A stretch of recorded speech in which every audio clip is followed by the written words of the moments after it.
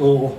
She was up at the Riverside Resort for the summer, and she left with him. They got married over at I think Lower E Parsonage. He was home on leave for 2 weeks, and everybody says, that's not going to work. Dad was on his way back to Norfolk, Virginia, and that's where he ended up. That's a whole nother story about his military career. He was in 6 years because they wouldn't let him in 1940. They didn't want anybody. Said if you want to join the Navy in 1940, a year before the attack of Pearl Harbor, the only way you can get in is sign up for 6 years. He come home in 44, seen Mom had growed up, and she said, let's do this. She went back with him to Norfolk, Virginia, and they come back home in late 46, 2 years before I was in the picture.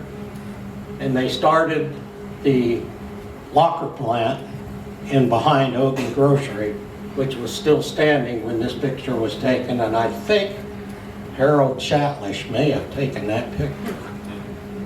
Okay, TJ. This was Bob King's store in downtown Somerset. This was catty-cornered from where Ogan Grocery was. The picture was taken over kind of in front of the Ogan Grocery corner.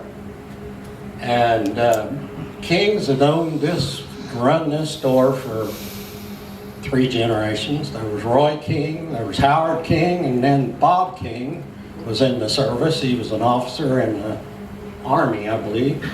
And he ran it and also built a new store in New Somerset when they were bought out. There was a King's Grocery in the new town for a short while. Okay. In the background of that, let's go back. Can you go back for me?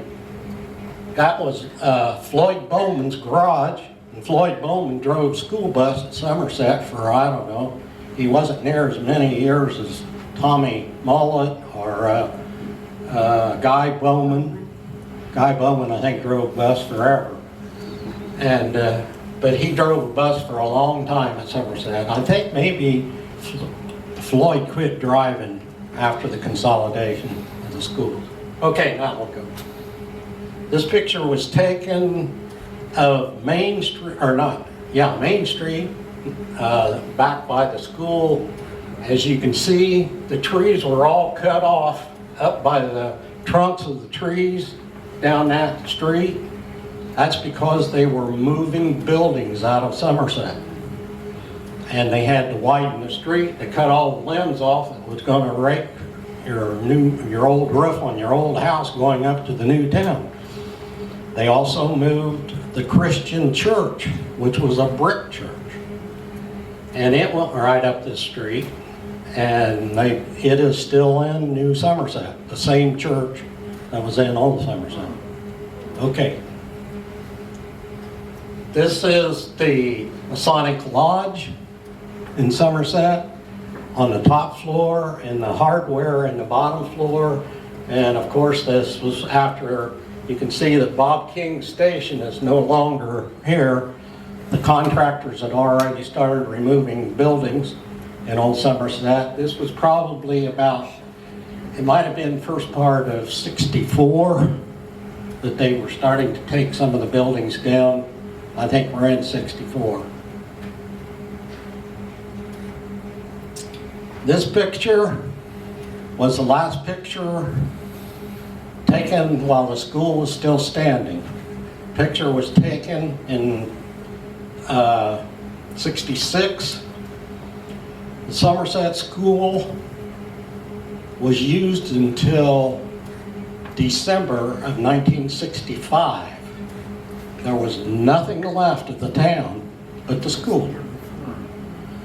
They used the school as an elementary school. Previously, earlier in the 60s, the Fountain School had burnt. What year did that burn? 62. 62. We're in 61. Okay. December of 61. Okay, 61, the school had burned at the fountain. Well, then they were trying to find places to put these kids. Metropolitan School District was already in existence at that time, and the schools hadn't consolidated yet, but they were bringing kids up to Somerset Old High School for grade school. And they did that until 1965, and the reason was Southwood Elementary wasn't done. The new out by 124, they hadn't completed the school, so they had to continue using Somerset as a grade school. Now, the ironic thing about Somerset grade school, my mother was the head cook, Betty Snyder. My grandmother was the head cook that started it in 44. My mother was the head cook that locked the door for the last time at Somerset School in 65, right before Christmas. I kind of wanted that in history. We got another one, TJ? I think that's it. That's it? Okay, I got lots of other pictures of things, and we're trying to get them archived here. TJ Honeycutt is a jewel, and we need to get everything we can think of in our generation archived. He's director of archives here at the county museum, and we need to get as much information as we can, because when we're gone, they won't care. I have a daughter here today. Tina's back there. A lot of you knew my daughter Tina, and she's a graduate of Wabash. And my family is my wife Nancy. She's not here today. She worked at the public library here in Wabash for 32 years. She was the children's director. Tina worked for Ford Theater when they first opened up. And my youngest daughter, Shelley, was the assistant director here in Wabash County for the Bowen Center, and now she is director of the Huntington Bowen Center, a mental health clinic, and she's got a plate full. I don't know where she got it from. It had to be from her mother. It wasn't from me. Okay, we're pushing 11.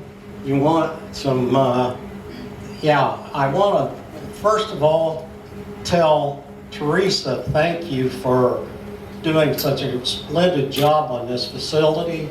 Wabash County has a jewel here, and we need to keep it going. And Teresa's a great director. And mainly, TJ is a gold mine for us, because he's techie, and I'm not. He can make pictures look much better than they are when I hand them to him. When he puts them on that scanner, he's got a scanner, I've never even seen anything like it before. So if you have something that is going to get thrown away and thrown in a burn pile or something like that, get it here so we can archive it and get it out there on the cloud somehow.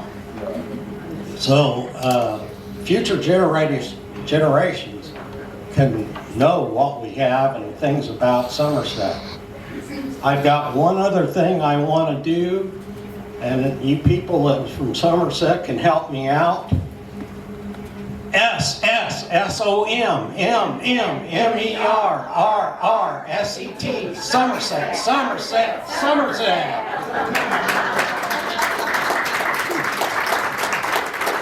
That yell, that cheer will go away if we don't use it once in a while. I sure want to appreciate this facility, and I don't forget, they'll take credit cards, folks, on your way out.